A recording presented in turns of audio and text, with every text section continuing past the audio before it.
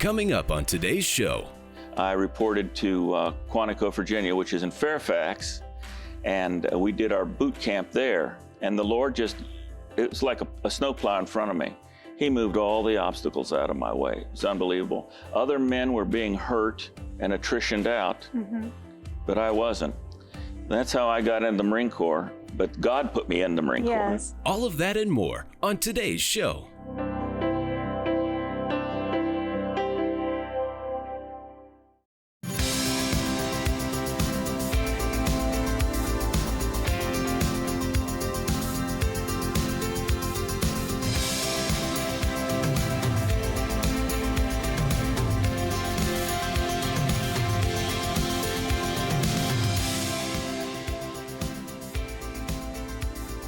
Hi, I'm Reverend Steve Millar, a minister here at Grace Cathedral, and this is my lovely wife, Kathy. This Thursday is Veterans Day, and we'd like to take this time to thank all our brave men and women who have served and are serving in the U.S. military, and all those who have given their lives for our country and our freedom. And in honor of Veterans Day, we have a longtime member from Grace Cathedral joining us today, and he is going to share some of his military experiences and also what God has done for him in his life. We want to welcome you to the program, retired Major Steve Eddy. Well, it's an honor to be here. And I understand you came all the way from Florida to be with us today in the studio, and we thank you for traveling that far to be with us. And I want to start off by asking, what brought you to Grace Cathedral? Well, in 1976, it was the spring of 1976, I saw Reverend Ainslie on TV. And at that time, I thought all the miracles and the healings were all fake. And so I told my, she wasn't my fiance at the time, but my wife to be, that I'm going up there on a Friday night and expose him as a charlatan, a thief that I thought that he was. You have to remember, at that time, I was completely devil-possessed. So that next Friday night, I went to Grace Cathedral. That's the cathedral on 1055 on Canton Road. And the cathedral was full of people, and there was only just a few seats left, and it was always in the front row, just to the left of the Reverend's podium. So I sat there, and Reverend Ainslie had a wonderful sermon, but it's still, I'm demon-possessed. Okay.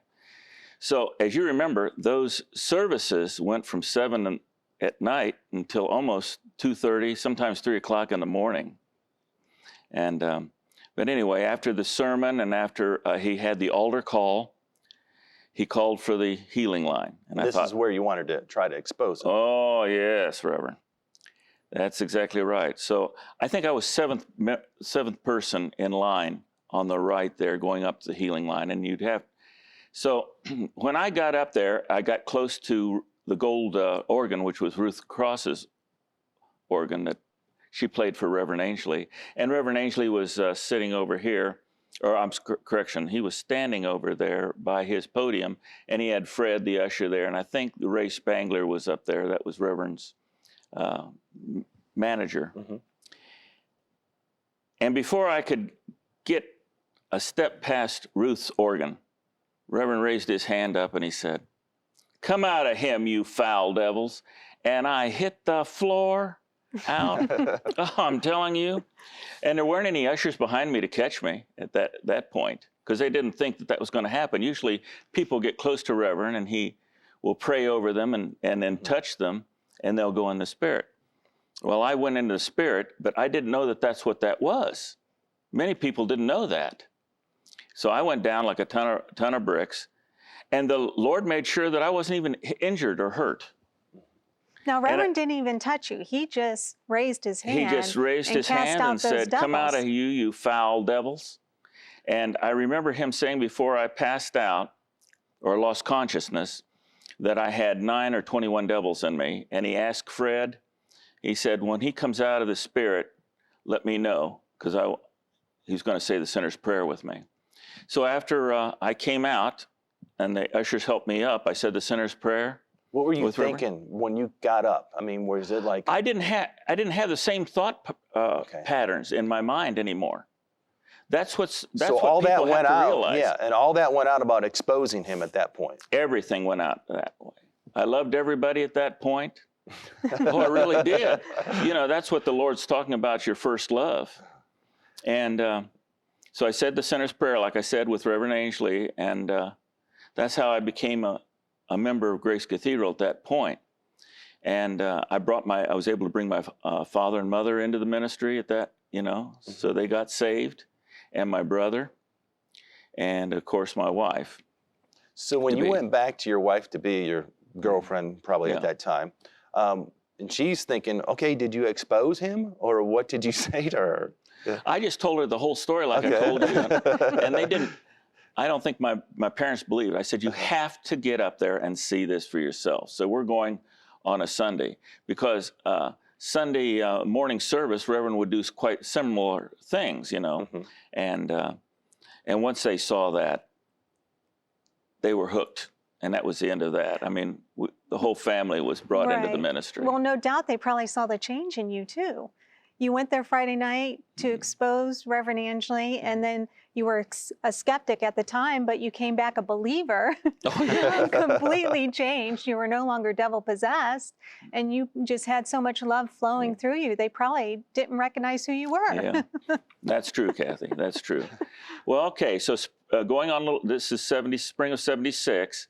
I was working for a coal company and did their accounting and reclamation in eastern Ohio, and we lived about 60 miles south of the church off of Interstate 77. So I went up on a Friday night, and because the Lord had been moving it on my mind, I just was not happy doing the job I was doing. I didn't dig coal, obviously, you know, I helped manage, but it wasn't my forte. So Reverend Ainsley again on Friday night called for the healing line, and I thought, well, I'll go up on the healing line. And when I got up there, he must be about 3 feet from Reverend. He says, I know what you need. You need a job, just right out of the blue. So I know it came from God immediately. So he laid hands on me again. I didn't feel any different than when I'm talking to you right now.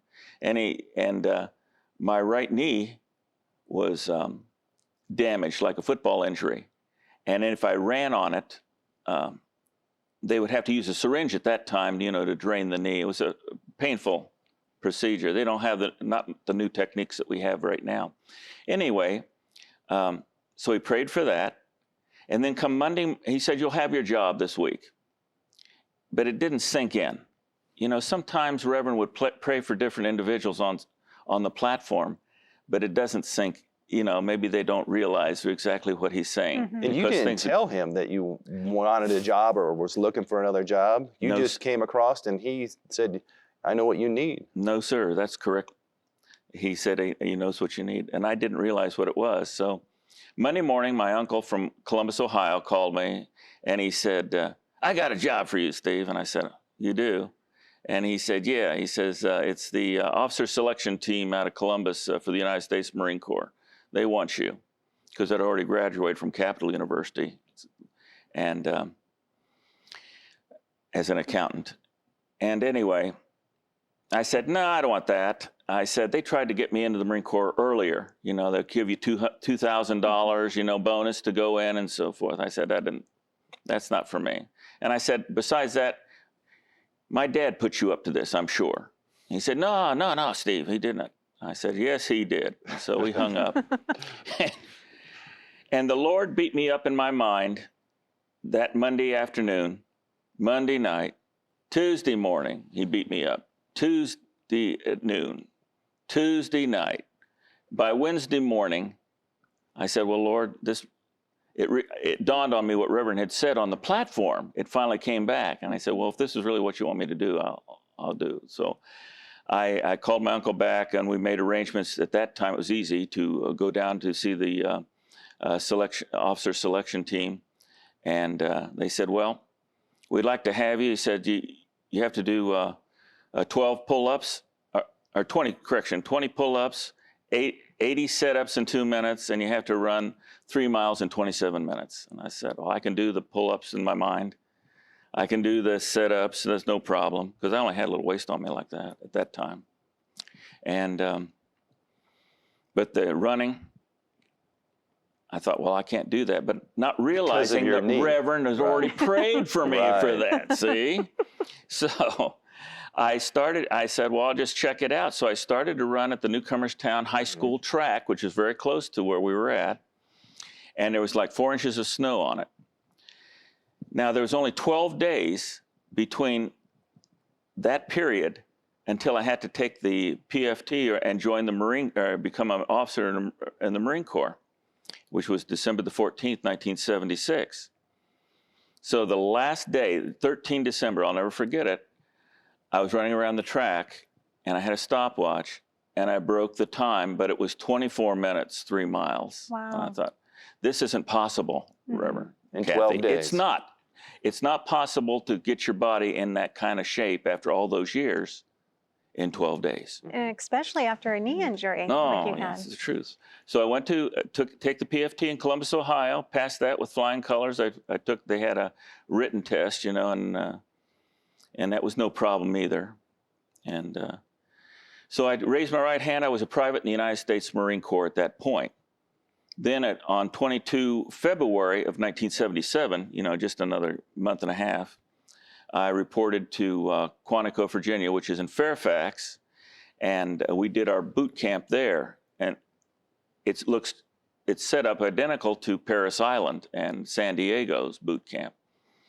So after 12 and a half weeks there, and the Lord it was like a snowplow in front of me.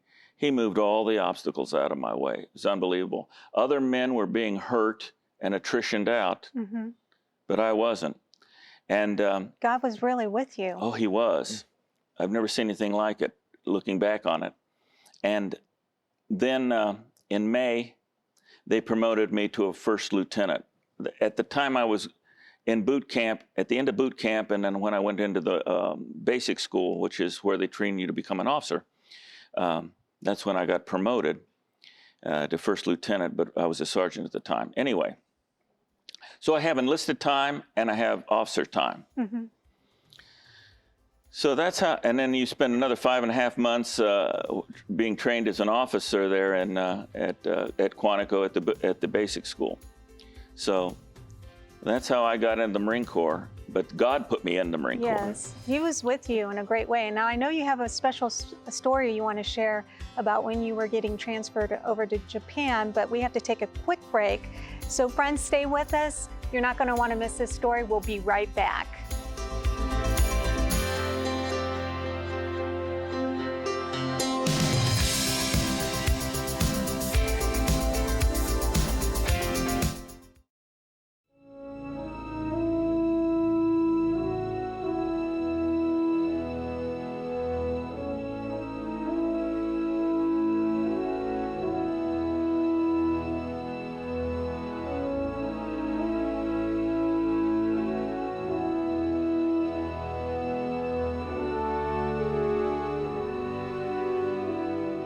There was a dilemma in my life there where when I was in college, do I continue in college?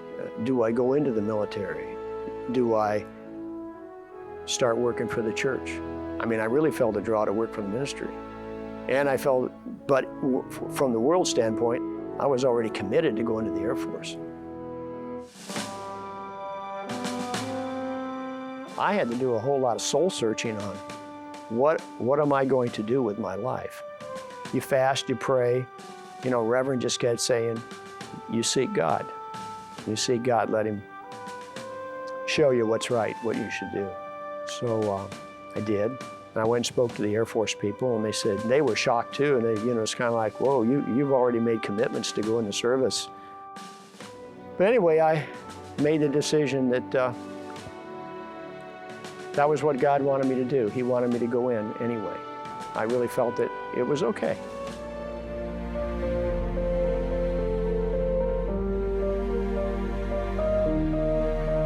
There's a peace that you come to when you search what you want to do, and when you reach the end of that, there's a peace there that it's okay. And then I talked to Reverend, and Reverend goes, "It's okay." Everywhere we went, God gave us favor, gave us everywhere favor, favor, favor. Good people, good assignments, good people, good everything. It was okay. It was probably the best time of our life.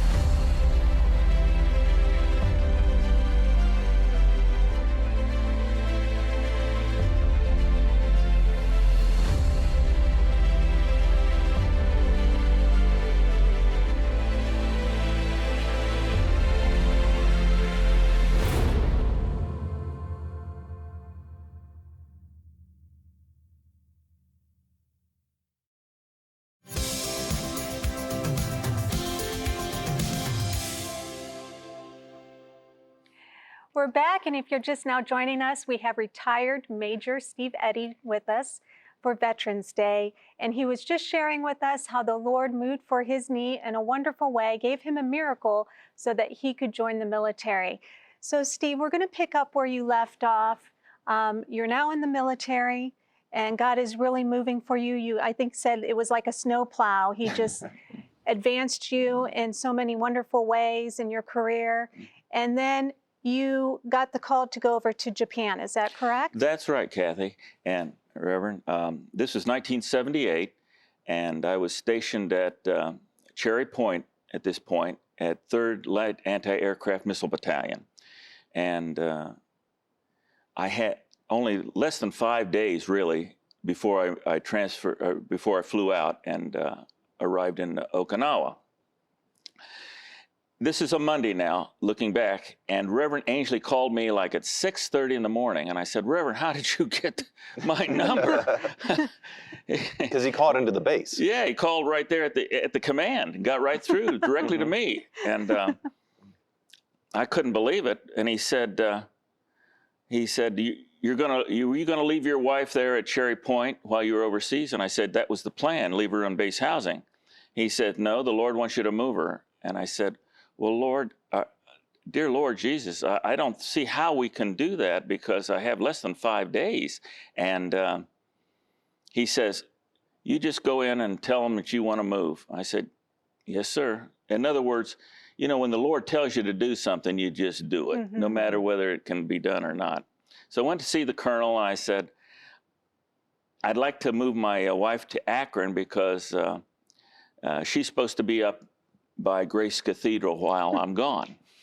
And he laughed me almost out of the office. And as I was leaving the office, he said, "Steve, you can go down to the S1, which is the admin section, and put in a message, but don't expect anything. You realize this, right?" And I said, "No." So I walked out, and I did exactly that. I went down and put a message in there.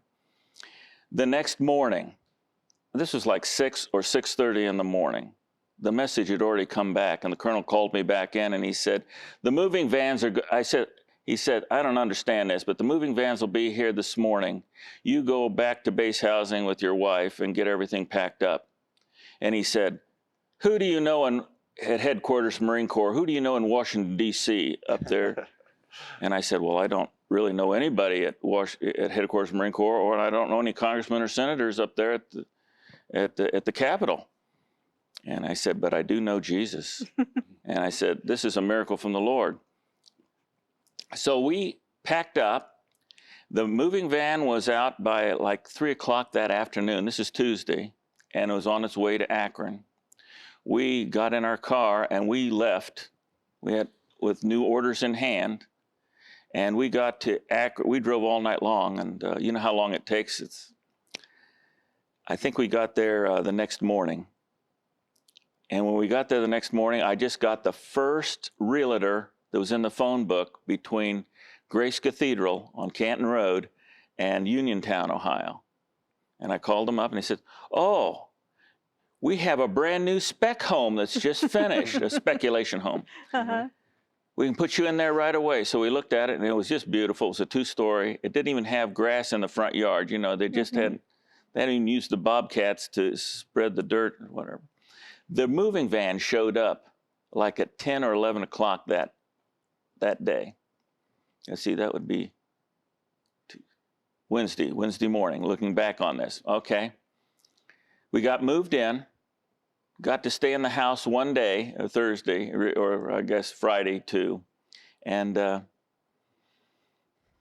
I flew out of Cleveland Hopkins Airport, and they flew me into San Francisco, and I was in Okinawa. Wow. 2 days later, yeah. But that's God a miracle did from the it. Lord. He moved the entire United States Marine Corps in less than 5 days. That's And it wasn't a amazing. war. I mean, you can do some of these things at special times, but not like that. And the cooperation that you had to get your wife moved, you know, into Akron, Ohio, that's just amazing to me. Oh, yeah. It How lets the you Lord know did that that. you can't limit God. No, you can't limit God. And of course, Reverend Ainsley, when we go and see him, he had that big smile on his face. You know? He knew God Said, could do oh, it. yeah, God. See, he said, yeah, God did it. He had the faith to believe. Oh, yes. And And what a great testimony for others to see what God did, Yes. you know, for your wife. And I'm sure that made her feel good to be close to family and, you know, Grace Cathedral, her Grace Cathedral family. yes. So, There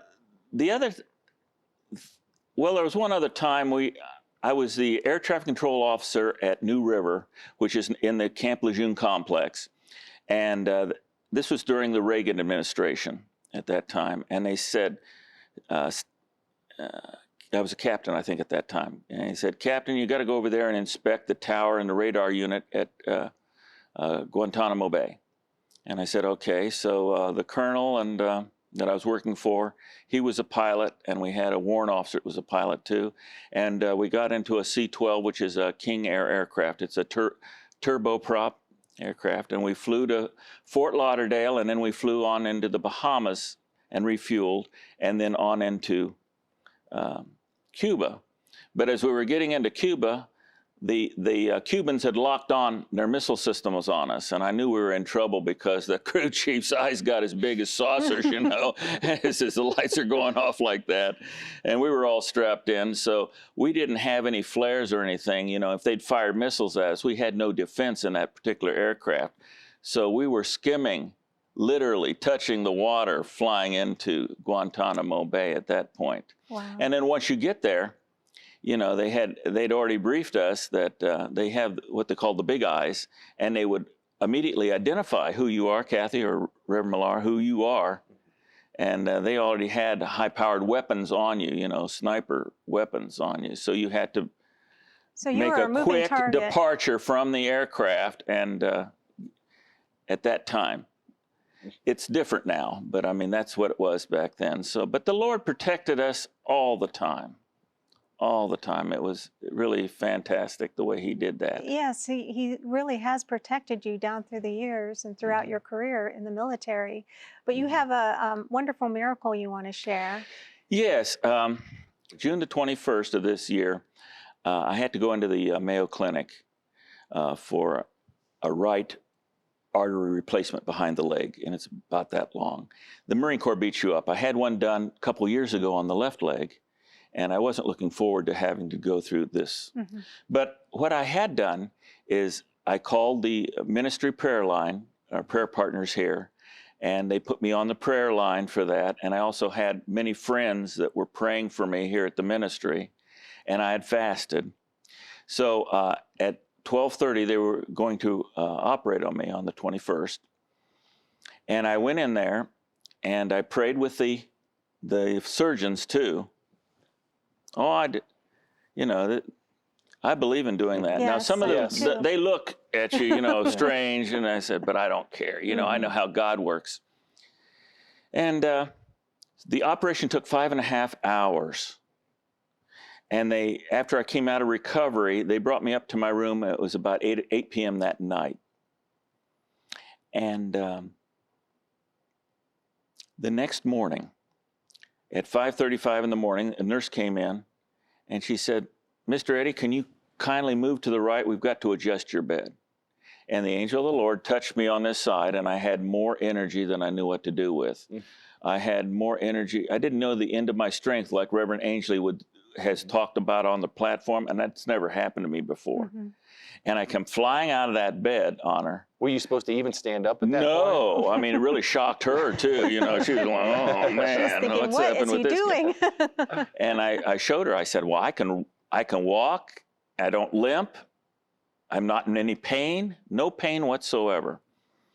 And she unhooked the IV, and I showed her I could walk around the room, and I said, now, I want to walk out in the hallway. And she says, well, I've got to hang on to you. I said, no, you don't need to, literally, because we could see the skin over the incisions sealing over right in front of her eyes. I've never seen anything like that either, you know. This is the truth. I'm thinking, my goodness. So I went down to the nurse's station and down to the next nurse's station and down the complex there, the high-rises there at the Mayo Clinic are huge, you know, and then all the way back to my room. And she called the surgeon, and the surgeons were going to come in. They came in earlier. They say they came in about 6:15 that morning. And when I showed them, and you could actually see the skin starting to move over top of the incisions. I think we've seen something like that overseas, haven't we, Reverend?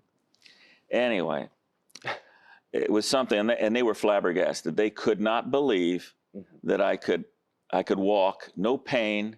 I could tap dance in front of them, and so we went and did the same thing around the hallways. And they didn't hang on to me or anything, and they shocked him so bad that they brought in the head of physical therapy, a doctor in physical therapy. So he came up about, I don't know, 15 or 20 minutes later, and he took me around, and they had like a stairway to heaven. And he says, can you go up these stairs? They're wooden stairs, if you can visualize that. And I raced up the stairs and raced down the stairs, and he says, you don't need any physical therapy, Mr. Eddie. We're discharging you in just a few hours. Oh, praise God. You got your miracle. That was a real miracle, yes. And normally it would have took, what, weeks or something? Oh, yes, sir. I mean, the last one, I couldn't even lift my leg. When I had it 2 years ago, I couldn't even lift my leg for a week and a half. And this time, as soon as the angel touched me, boom, it was right there. The miracle was right there. God did it. But it was because of the prayer partners, too. We reached heaven. Yes. We reached heaven, and God did it. Yes. We only have a few seconds to go here. Do you have anything you'd like to say to veterans who are watching today?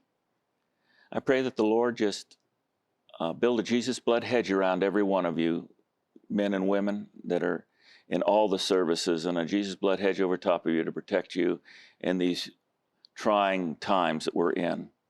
And I know that He will, if you put your faith and trust in the Lord Jesus. Amen. Major, we want to thank you so much for being on the program today and for your service to our country.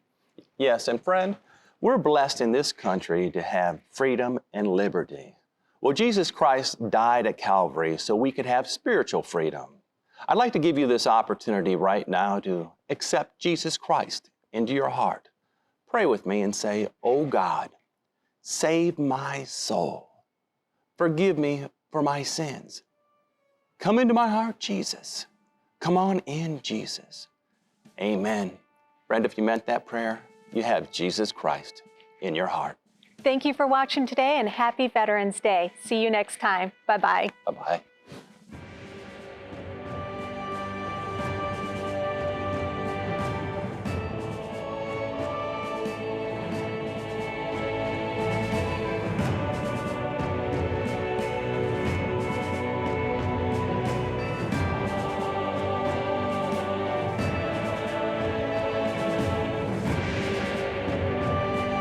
A special thank you to all of our Grace Cathedral members and their loved ones that served in our military.